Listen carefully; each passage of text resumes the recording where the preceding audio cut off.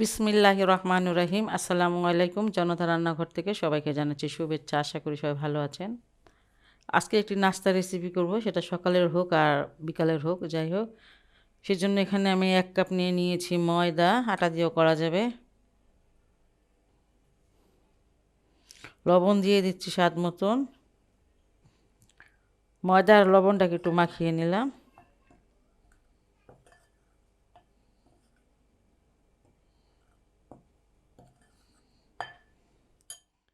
এখানে 1 কাপ নিয়ে নিচ্ছি পানি, নর্মাল পানিটা।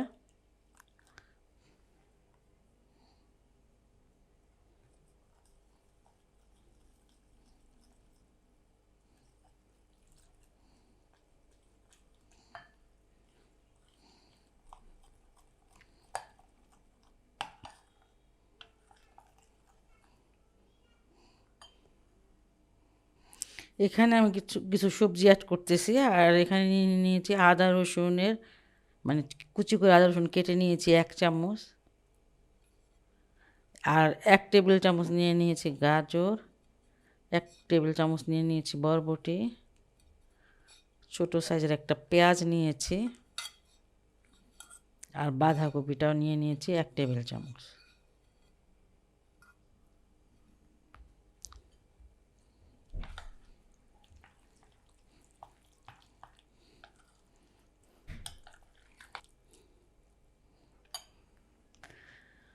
এখানে চিলি ফ্লেক্স দিয়ে দিব আমি 1 চামচ।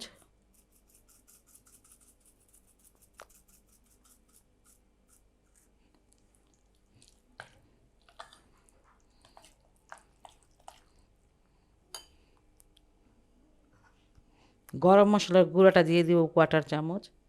আর এখানে নিয়ে নিয়েছি হট টমেটোর সসটা, সেটা 1 টেবিল চামচ। পানি কিন্তু আরও লাগবে। 1 কাপ ময়দা প্রায় মানে 1/4 কাপ বা 1.5 কাপ পানি লাগে, ময়দাটা বুঝে। এখানে আমি আর একটু পানি দিয়ে দিচ্ছি, এটা হচ্ছে 1/4 কাপ।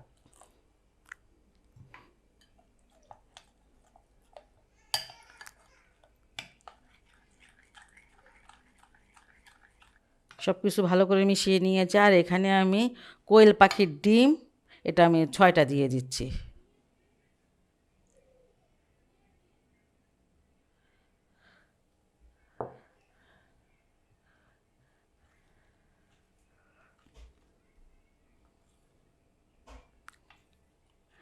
আলতো হাতে একটু মাখিয়ে নিয়েছি। মাখানোটা শেষ, এখন বানাতে চলে যাব। নাস্তাগুলো ভাজতে চলে আসলাম। চুলায় একটা ফ্রাই প্যান দিয়েছি।